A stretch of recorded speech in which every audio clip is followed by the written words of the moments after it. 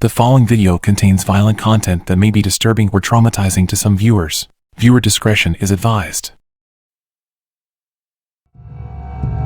I want America to hear what I did. I wish to hear the screams of the children as I shoot them. The first victim has to be a pretty girl with a future so she can suffer just like me. This is the case of Ethan Crumbley, a troubled child displaying ominous signs. Unfortunately, with inattentive parents, the concerns raised by teachers and neighbors were dismissed and overlooked. This video unfolds the timeline of events leading to the tragedy and its aftermath, which resulted from the deadliest high school shooting in Michigan's history.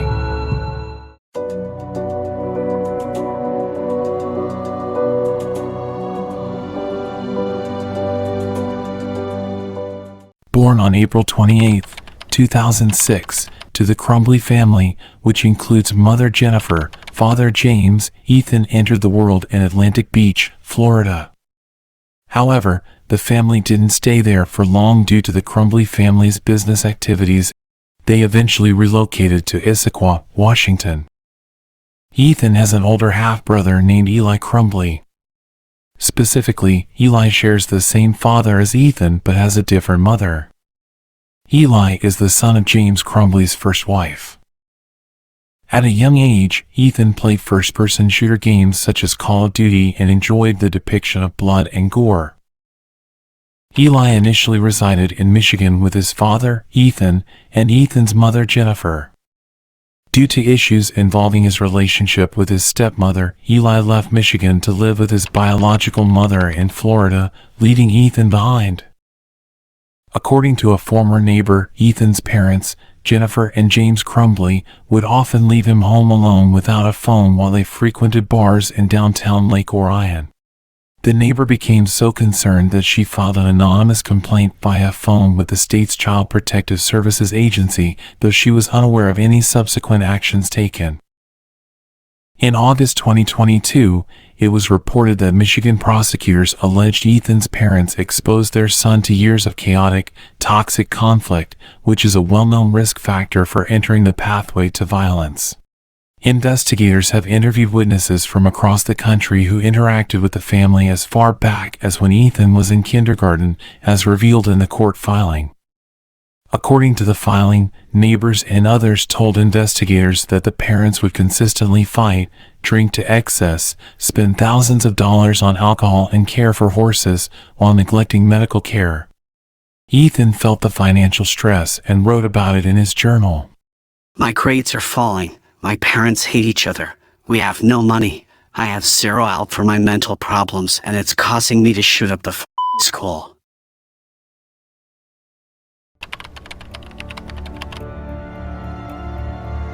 Eight months before the shooting, Ethan had sent concerning messages to his mother, Jennifer Crumbley, which she chose to ignore. On several occasions in March 2021, Ethan texted Jennifer while home alone, saying there was someone in the house. Jennifer did not respond to Ethan on this day. According to Detective Edward Wagroski, photos showed that Jennifer was horseback riding at the time.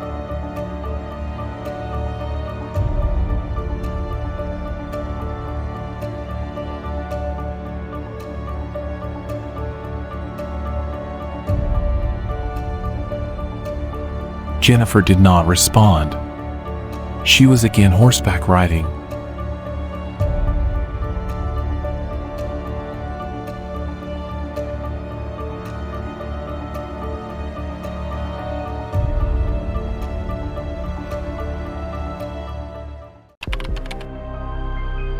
Friday, November 26, 2021, James Crumbley purchased a 9mm Sig Sauer pistol.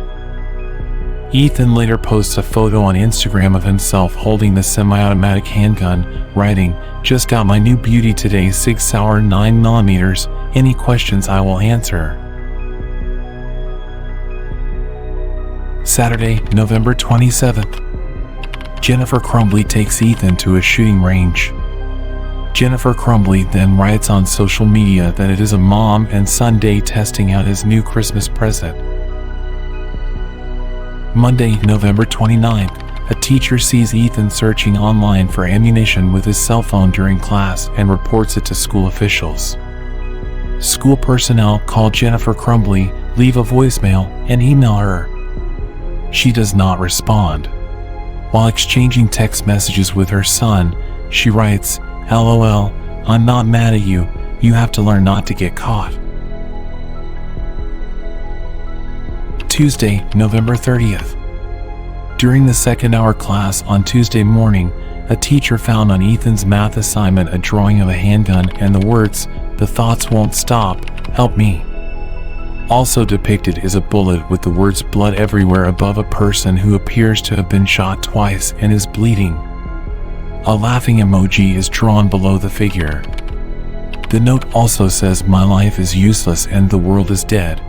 Later, Ethan's math assignment had changed drastically since the teacher's earlier photo of it, as Ethan attempted to conceal the concerning statements and drawings on the paper.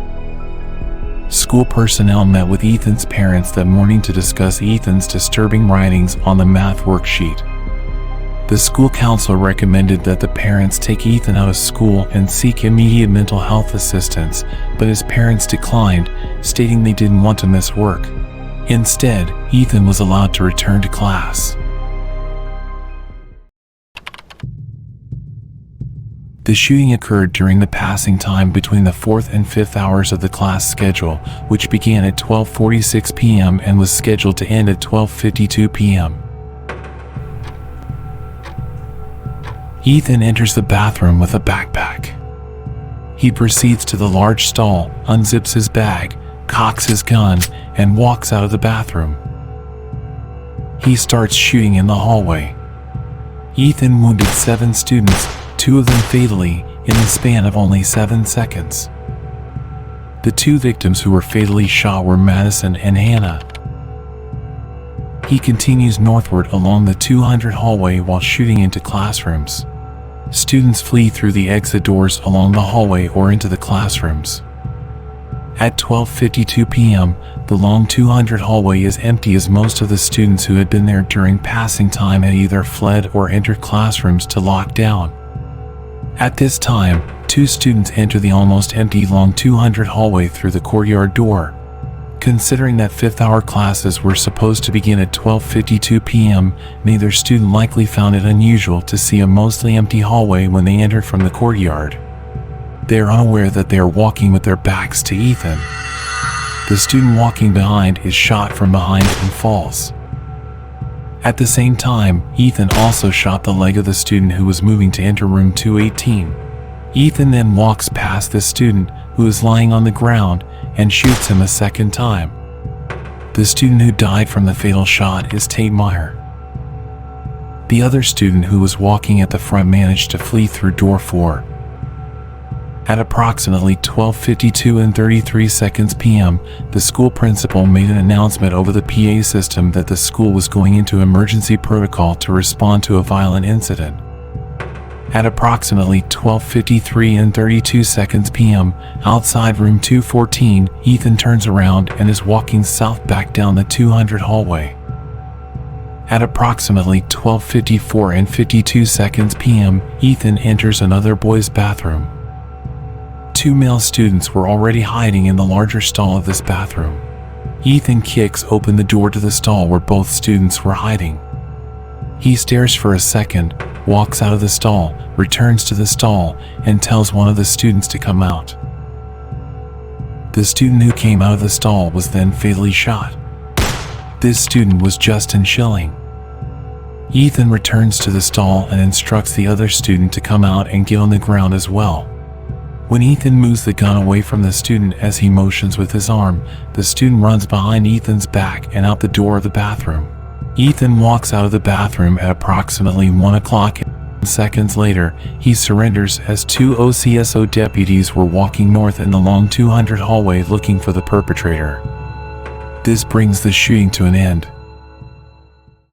If you enjoy this video, don't forget to smash the like button and consider subscribing to receive more content like this.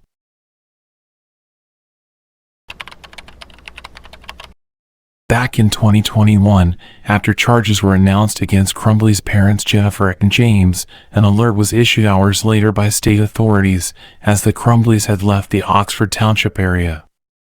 Both were supposed to appear with their attorneys to turn themselves in but had failed to do so.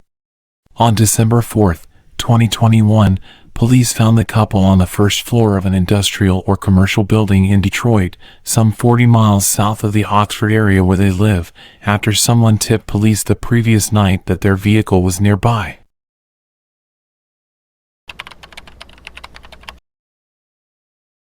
Ethan Crumbley, charged with killing 4 of his classmates and wounding 7 others in the 2021 Michigan school shooting, has been sentenced to life in prison without the possibility of parole. Crumbley was 15 at the time of the shooting. In Michigan, the highest penalty for certain serious crimes is life imprisonment without the possibility of parole. The state abolished the death penalty in 1846, making it the first in the nation to do so. Before the sentencing, Ethan Crumbley addressed the courtroom to apologize. All I want is for the people I hurt to just have a final sense of culpability that justice has somewhat been served in any capacity that they can recognize it with. Any sentence that they ask for, I ask that you do impose it on me, because I want them to be happy and I want them to feel secure and safe, and I do not want them to worry another day. So I really am sorry. At the time of this video, the trial of Jennifer Crumbley was completed on February 6, 2024. Her trial included hours of witness testimony from teachers and the assistant principal, Crumbley's colleagues, surveillance video evidence, and thousands of text messages between her and her husband, her son, and others. Her affair was also revealed. In the end, she has been found guilty of 4 counts of involuntary manslaughter by a jury. Jennifer Crumbley will be sentenced April 9th. While awaiting her sentencing, she will have the opportunity to appeal her conviction.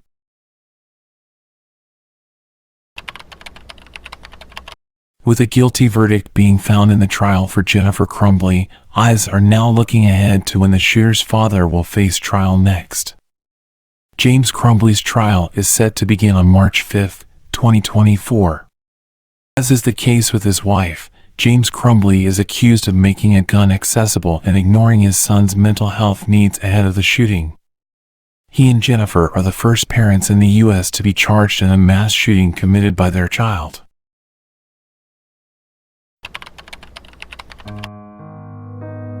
Tate was a selfless leader who had a contagious love for life. He was kind, thoughtful, and genuine to the core.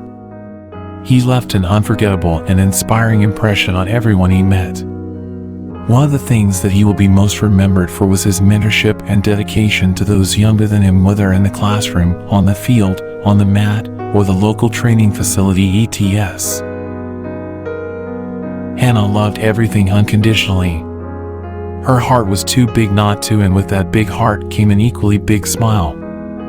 Even when her smile alone could brighten a person's day, her presence literally brightened people's lives.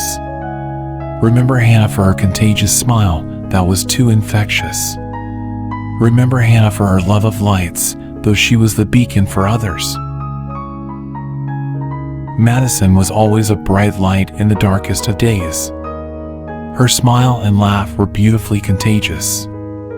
She carried herself with a positive and radiant energy that everyone could feel when she walked into a room. She loved people with her whole heart and was so careful not to leave anyone out. Everyone that was blessed to meet sweet Madisyn loved her.